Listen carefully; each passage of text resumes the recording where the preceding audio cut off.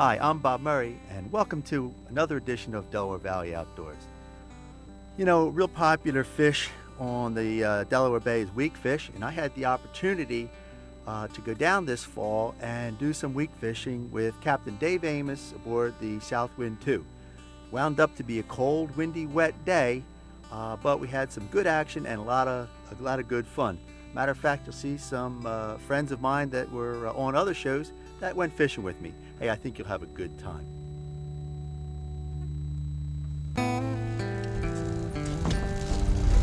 One Bob threw back. Must have been.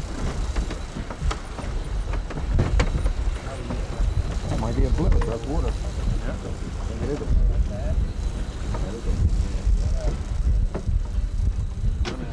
Do the over 100.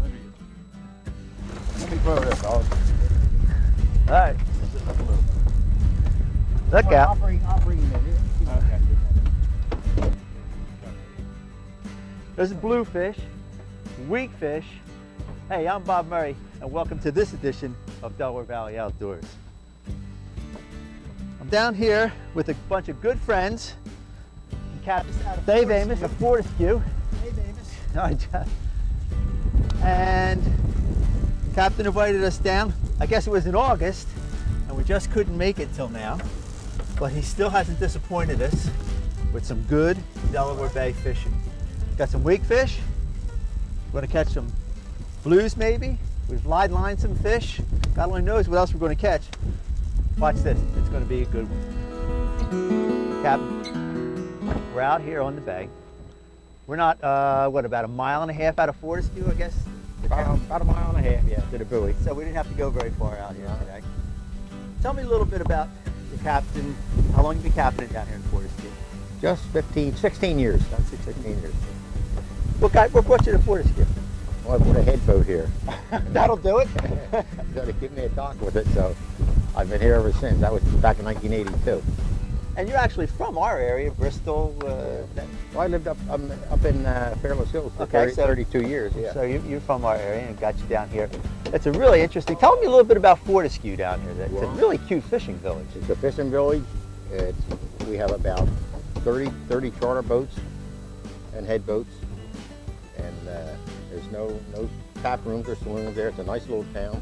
Got a nice little church it's strictly fishing. It's a lot of tourist fishing, but there's a lot of people that live there all year round. I forget the population, but it's not a shut down town. So all winter long, people ride through here. Now, saying that, when do you stop fishing here down here? Well, now we got stripers coming in the fall, so a lot of us fish clean up till it gets super cold. Say, last year or the year before, we fished the first weekend in December. So it just depends on the weather. If it's a warmer winter, you'll stay out as long as long as you can. Now, you have a charter boat. Now, how many people do you take out on your boat? This isn't a head boat. This is a charter boat. 6-man charter. So you'll just take 6 guys out. Now, what's the average charter run for 6 guys? How much do you charge? We charge anywhere from $250 to $275. And that's for how long? 8-hour day? 8-hour day. 8-hour day. And when do you start your season? April or? Well, the good fishing, we start in May. It's not always good fishing then, but now, like I say, with the stripers, they come in in the spring, so that gives the people a shot. But the good super fishing is June, July, and August. So if you want to come down, that's when you want to schedule summer vacation, stuff like that, a day trip. You're not far from Cape May. How far is it from Cape May? About 35 miles. So it's not far if you're from Cape May, Ocean City. You can still come down and fish. We came down this morning. It took us less than 2 hours from our listening area up there in Doylestown. And it was a pleasant ride. It wasn't very difficult at all. Especially when now some of the charters, got another fish on. When you come early in the morning, you don't hit a lot of traffic. Right. You know. What charters do you go out for? Blues? What else? Mostly weak fish and flounder. Weak fish and flounder. What a lot of us do, we'll catch weak fish bright and early in the morning, and then they might shut off according to the tide. And then a lot of times we'll go out by the old house at Flounder Alley and go flounder fishing. And I caught a flounder. Yeah. We caught some weak fish. We caught some bluefish. We caught a ton of different fish. We've had a good time. We got some young kids. One of the things that I really do want to talk about is that you take kids on the boat. It's a good thing. It's a place where you want to take your kids fishing because they'll have a good time. You bring the family out, it's reasonable for a day's fishing. Let's just talk a little bit about the weak fish. Years ago, we lost the weak fish. I mean, they really went downhill there. I mean, it was not really catching weak fish anymore. What brought the fish back? Well, I think by putting limits on them, help bring them back. Size limits size limits. And there was always a controversy between netters and sportsmen, but whose fault was it? Nobody really knows. But I think the cycle or Mother Nature, I think, had a lot to do with most of it. Because now, I mean, years ago, they stopped. Weak fish was not really happening, and now we've caught some very, very nice fish today.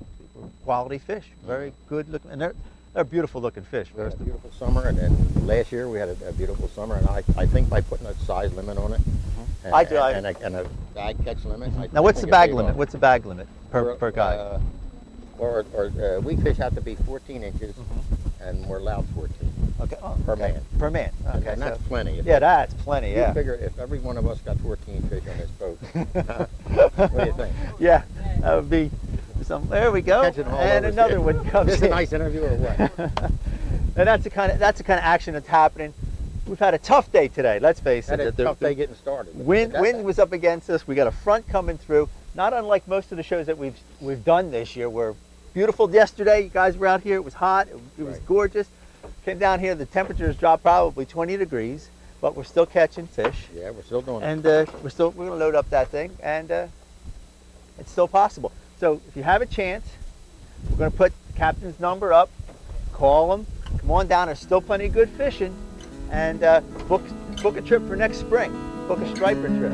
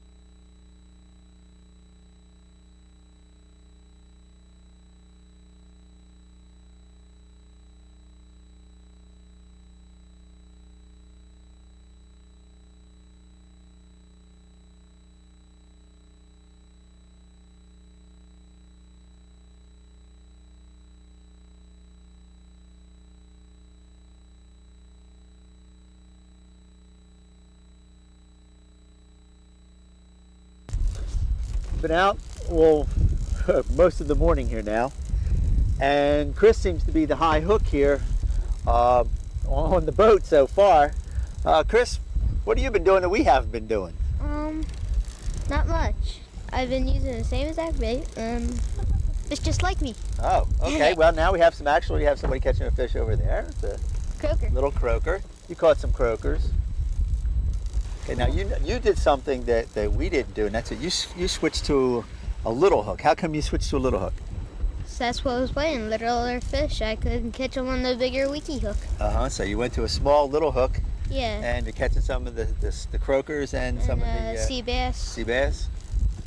But we're trying to catch some weak fish here. That's our main ticket. Yeah. But the wind has slowed us down a little bit. Yeah, the weather's been kind of rough today. Well, yesterday, though, you did pretty good, right? Yeah. We got about 30 yesterday.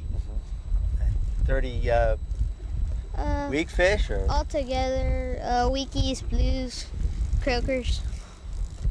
Yesterday we should have been here.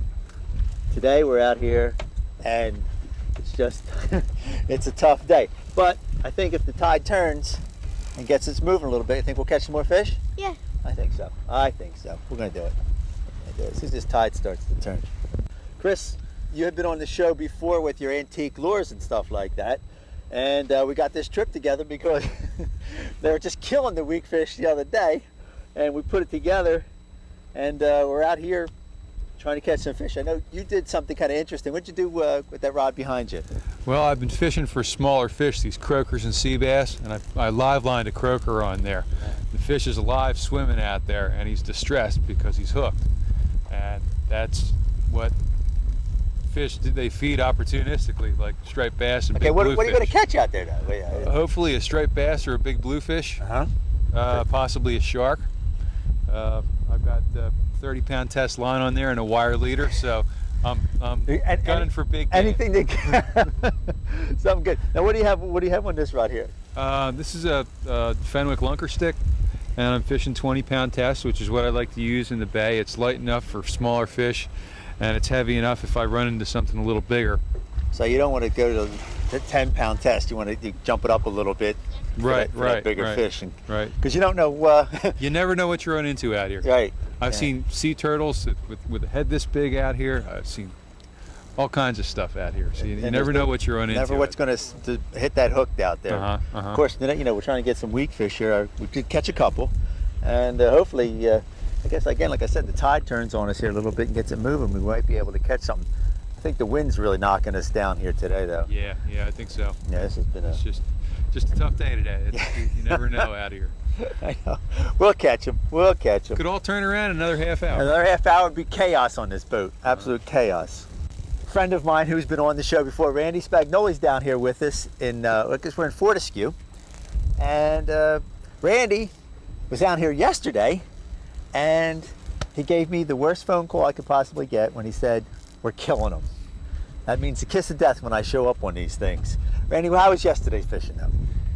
Yesterday was a good day of fishing. We had weather conditions were perfect. We had a slight breeze. The bay was very flat.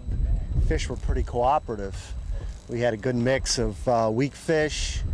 We had some snapper blues. We had one blue about 3 pounds. I think all told we had about 15 legal weak fish. There were reports of one bonita, false albacore caught while drifting for fluke. We ran into another party of 3 who had their limit of fluke all in the 2 to 4 pound class. It seemed that although we didn't have any shedder crab for bait, we used a mixture of cut bait, we used some squid, we used bloodworm. It seemed the bite was pretty consistent through the day. Yeah, we actually had a guy with chicken, right? Yeah, we had a guy offer some secret bait. He had about 45 weak fish, keeper weak fish by himself, all on boneless chicken breast. So we've got a little boneless chicken breast today. Right here. Only we don't have any of the weak fish to accommodate our fare today. Hey, well, if the fish don't come, I know what we can cook. We'll have do it that way. Chicken. Yeah, it's a grilled chicken. Oh Lord, it's been tough. Oh, maybe once this tide turns around, Bobby, and the wind knocks down a little bit, maybe things will start happening. Yeah, and it's one of the things that you have to realize again when you're out here in the. There we go. I think Captain's got a fish on.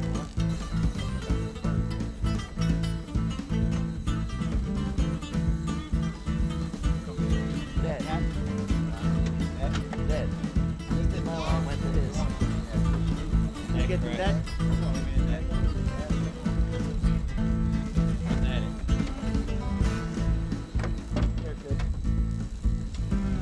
Got my line in.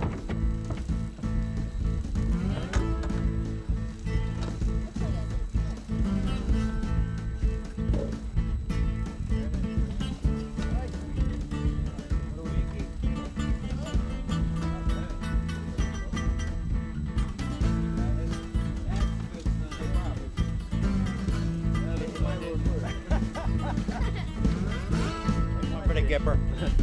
Cap, about the size. Is that about the average size weak fish that you're going to catch here in the Delaware Bay, or is that? Nah, they got to be 14 inches. But this is a nice fish, right?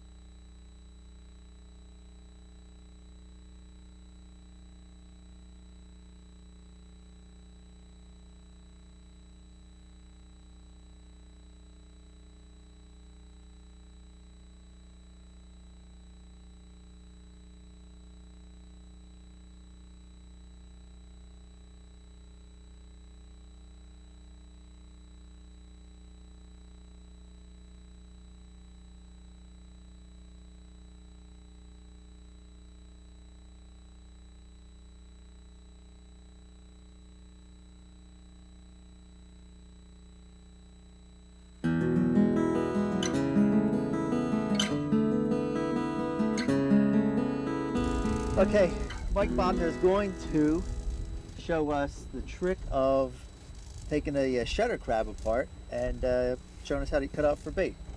All right, this is a shedder crab. This is what the weekie's like.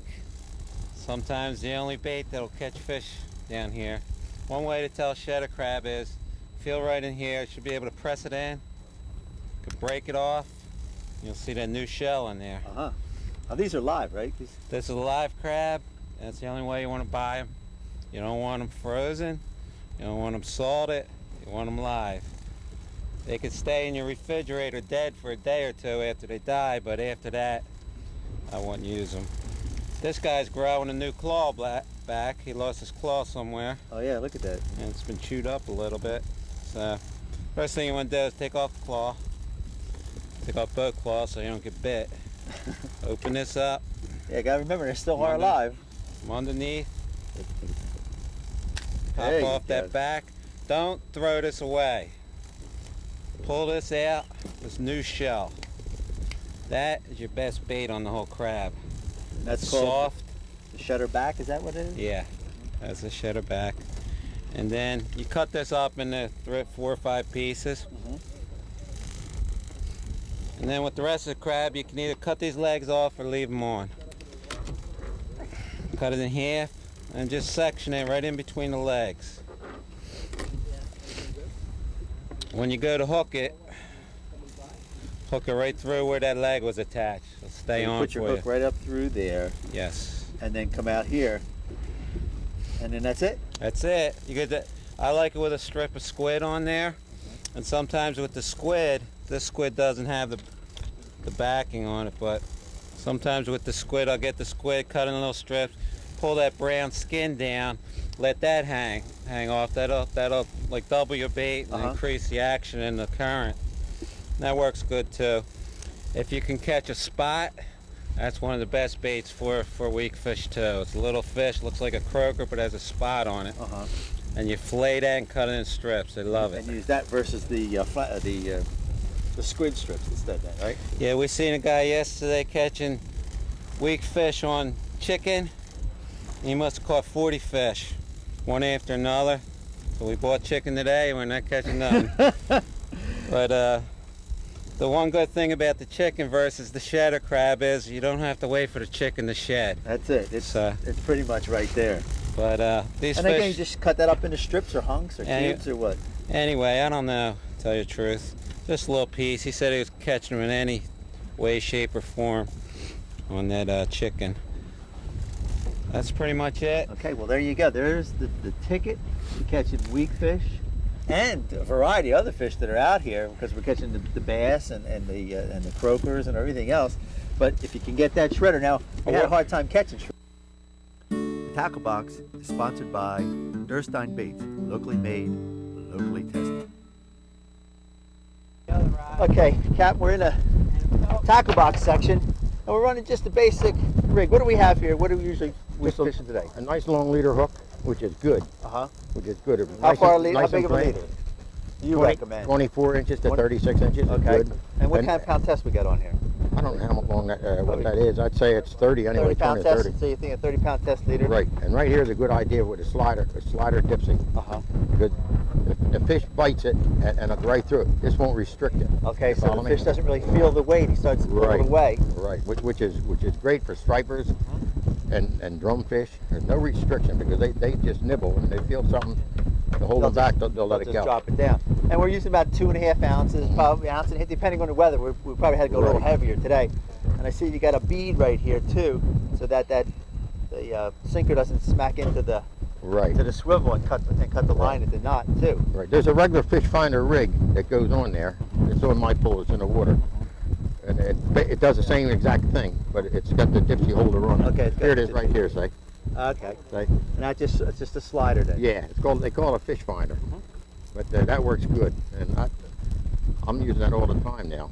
That'll work with any kind of rig because you put it up on top of the swivel. It's like used for flounder or anything like that. Mm-hmm. And that's it. This is just basic bottom bumping fishing, I guess, if you want to say, right? A lot of people use a top and bottom rig. It's got a long leader hook on the bottom and a short leader hook on the top. and they're very successful. A lot of them guys get their limit. Okay, they two at a call them- time and stuff like that. Well, I call them meat hunters, but they get their limit that way, and they're good fishermen. Don't take it away from them. But this is a basic this line. is Anybody a- can fish this with is a this, though, sport right? fisherman. And we're Right. using, I guess I have a little heavier line on here, but 15-pound test is basically all Plenty, you yeah, need plenty. on a spinning rod. You don't need any fancy tackle, Right. and you can come down here and catch fish.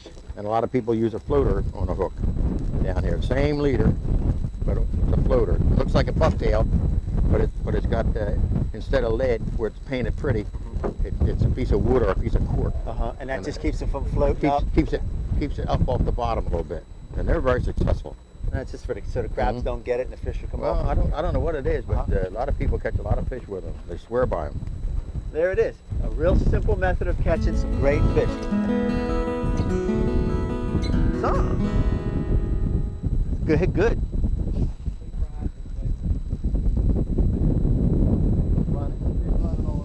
Yeah.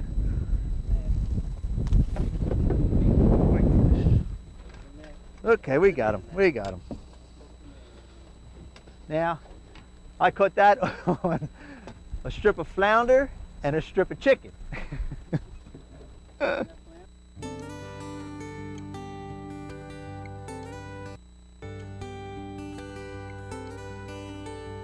Thanks for watching Delaware Valley Outdoors. And a special thanks to Captain Dave Amos, captain of Southwind. Don't forget to check out our website at www.dvoutdoors.com for all fishing reports, weather reports, tackle updates, tide reports, just a whole lot of good fishing stuff. Hey, I'm Bob Murray. I'll see you again on Delaware Valley Outdoors.